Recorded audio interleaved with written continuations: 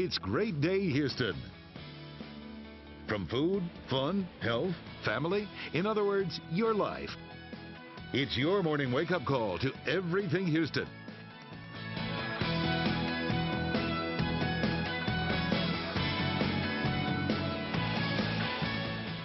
And here's your host, Deborah Duncan.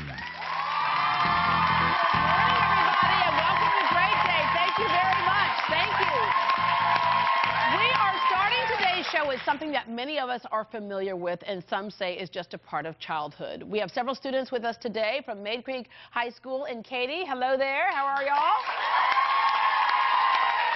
So I'll start off by asking them this question. How many of you have been bullied? How many of you have been bullied? Raise your hand. Wow. How many of you have witnessed someone being bullied?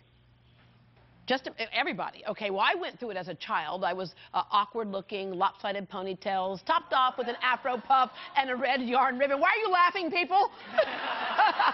Well, I developed a sense of humor to deflect bullies, and things eventually got better at school for me. But for millions of other kids who are the victims of bullies, it is an emotional and psychological battle every day. And eventually, it becomes too much to take for some.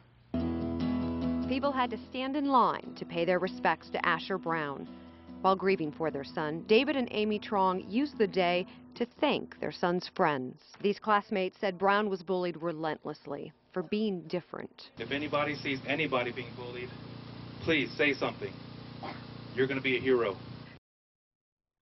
That was KHOU-11 News reporter Allison Triarci, who told that story last year. Local student Asher Brown, as you heard, shot himself as a result of classmates who bullied him. Our first guests want to make sure that children no longer have to suffer for simply being themselves and don't have to suffer in silence. Please welcome from GLSEN, the Gay, Lesbian, Straight Education Network Executive Director, Dr. Eliza Bayard, and GLSEN student ambassadors Tommy Surratt and Gabe Mahfouz. Good morning. You know, when I went through the whole bullying thing as a child, there were kind of just all kinds of things people look at, your weight, your color, your whole bit. And I know I went to school with kids who I now know were gay, but gay was not part of that situation. It's just a new layer to an old problem. You know, bullying is an issue for young people all across the country. And the fact is, unfortunately, that today, anti-gay language, those words are kind of the weapons of choice that young people will reach for. And our job is to make sure that from day one, students are building a culture of respect and really learning to treat each other with kindness. What do you say to people who have always said, look, things are worked out in the playground. It's just a part of childhood. It's how kids learn to socialize. They learn how to build their egos and stand up for themselves. Is there room for that in there anywhere? I don't mean like the name calling and stuff. Are we being too sensitive? Or are we going to reap not the benefits but the backlash if we don't get a hold of this? I think what people don't understand is that there are real costs to bullying for every child who experiences it. Basically, we know, and the U.S. Department of Health and Human Services tells us, this is a public health crisis. There are consequences for young people who are bullied, who are bullies, and who witness bullying. Basically, every kid who sees this dynamic playing out.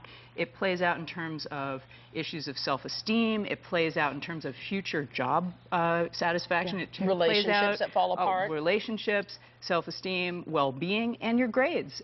Students who are bullied are less likely to graduate, and gay students who experience this are less likely to plan to go on to college. And we're saying that 47% of middle and high school students consider harassment a serious problem, so it's good that they're aware of the problem. That in part, is with groups like GLSEN. Explain how GLSEN came about and the purpose.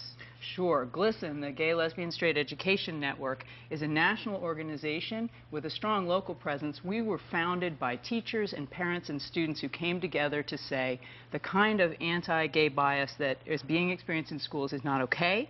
It's keeping schools from being what they need to be, and every student who walks through the schoolhouse door deserves an equal shot at a great education and a great life. Yeah. That's what we're here for. It's a great place to actually get some clarification and education as well, because as you know, a lot of people will equate gay with simply sex, and that's not what that's about. Well, let me put it this way. I mean, when my daughter started kindergarten, her assignment on the first day of school was to bring in a photograph of her family. Now, my daughter has two moms. Her younger sister is black, and we're a family that doesn't look like some of the other families you see out there. I need to know that my child is going to get the same respect, the same response, the same care, and the same nurturing at school that every parent wants for their little girl or boy. Yeah, but it doesn't always happen, as you know, because you have two dads. I do. But you're straight, but you have two dads. And so kids used to tease you about that. They did. It was, in hindsight, it was almost funny because they didn't know what to say to start with. When I was in elementary school, there wasn't really any language on how to ostracize kids of gay parents, and for that matter, there wasn't really a real focus on gay kids either. It was still more of, well, you're fat, or you look different, or you talk different. Well, the gay issue was relatively new. It was, and there weren't that many children of gay parents. Now, the numbers have increased, and it's become something that is more prevalent, and when I was in middle school, that was when the bullying really started from my peers. How did that affect you? I am extremely lucky to have two dads who support me in everything and in every way. So I knew that I always had a safe place at home where I could go home and I knew that people loved me. And I learned how to be strong from them. And then I took that back to school and tried to teach my friends who didn't have that how to deal with their issues. Yeah, and your dad, in fact, Tim is with us this morning. And Tim, what you did was became a loving parent when you decided to have a child to be a loving parent, which we know sometimes we need more of. But it had to hurt when he would come home and say, this is what kids are saying about me. Well, not only the kids, but even some of his teachers. Even in kindergarten, even though we begged his teacher not to have them make Mother's Day cards because he has two dads, they still did it. I mean, it's little injustices like that throughout his school year. But we just taught him to be proud of who he is. He has a loving family, probably a more stable family than 99% of Americans, frankly. Yeah, yeah. All right, and Gabe, for you, you're gay. Yes. When you made the decision, or did you have to make that decision to come out, was it hard for you? It was. It definitely was. At the time, I knew that my dad was gay, and my parents had divorced for that reason. And at home, from my mother, I had gotten a lot of bashing on the homosexuality issue, with religion played into it, which was really hard. But coming out, I really had the support of my friends. I hadn't come out to my dad first. I went through social networking first to get it out to my friends and be more proud of who I was. Were you bullied because of it? Definitely. I experienced bullying at school and online from peers, but my mother actually found out through MySpace that I was gay, so in a sense I was outed, maybe by myself. Yeah. But that was really hard. At the moment, my mom decided to put me in a religious school where I faced a lot of bullying, not only from the students, but from the teachers and from administration that was totally anti-gay and anti-who I was. Which is why, in the sense that you all are ambassadors with GLSEN, because you want to educate people. So you actually have potentially saved lives. And explain, I think it was you, Tommy, that somebody had come to.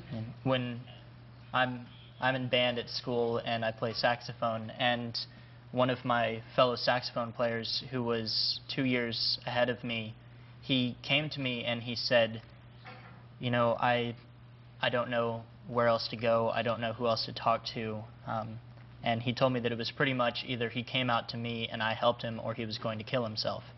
And he had faced relentless bullying from people that he thought were his friends, lifelong friends, people that he had grown up with, and he had faced torment from his parents and from basically all sides. And I had to be the one voice that said, even though I don't know you that well yet, I love you as a person. And that's what he needed, and now he's off in college and he's doing very well and he's happy. And Dr. Bayard, I'm going to bring it back to you. Is that I know that there are some people who all they're hearing right now is gay, gay, gay, gay, gay, gay, gay, gay, gay.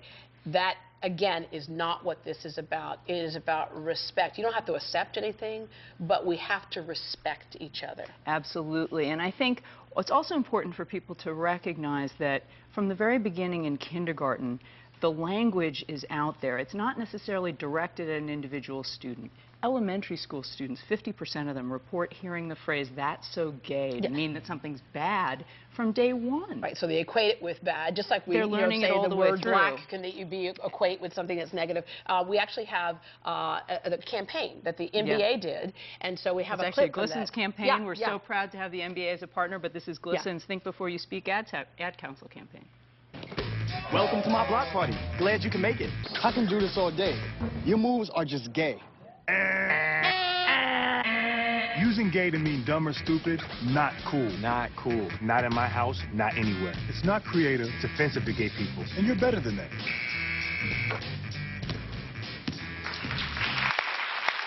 That kind of feeds into this being No Name Calling Week. Absolutely. And also, let's wrap up with, we have a couple of art pieces here, and tell us how this has been part of this whole week. Sure. Well, GLSEN sponsors programs and resources and training to help schools across the country do a great job to eliminate name-calling bullying and build a culture of respect. No Name Calling Week, today's the last day. It's been celebrated by tens of thousands of schools all across the country, and it's really about name-calling of all kinds, making people remember that anti-gay name-calling is a key part of that picture.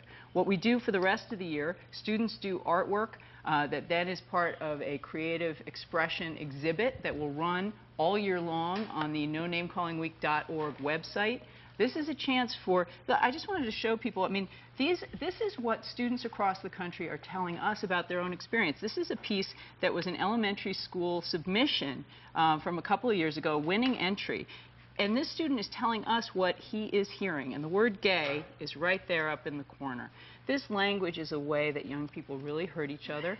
Our job at GLSEN is to help school communities be places where this language doesn't have that same power and can't really affect students' lives in the way it does now. So we're really grateful to have the incredible work of student ambassadors, our chapters. We have a great chapter here in Houston that's done amazing work.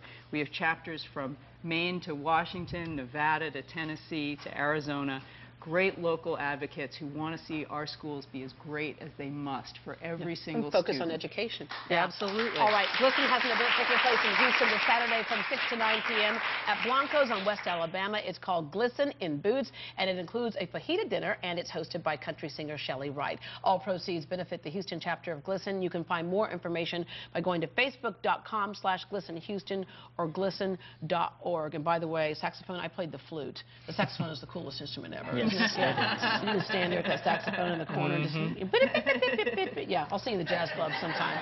All right, coming up, when you're singing, "Baby, it's cold outside," that shouldn't mean you have to bundle up inside. How to keep the warm air in, the cold air out, and save on your utility bills, too. After the break, we can go on the road together. I'll sing, you play.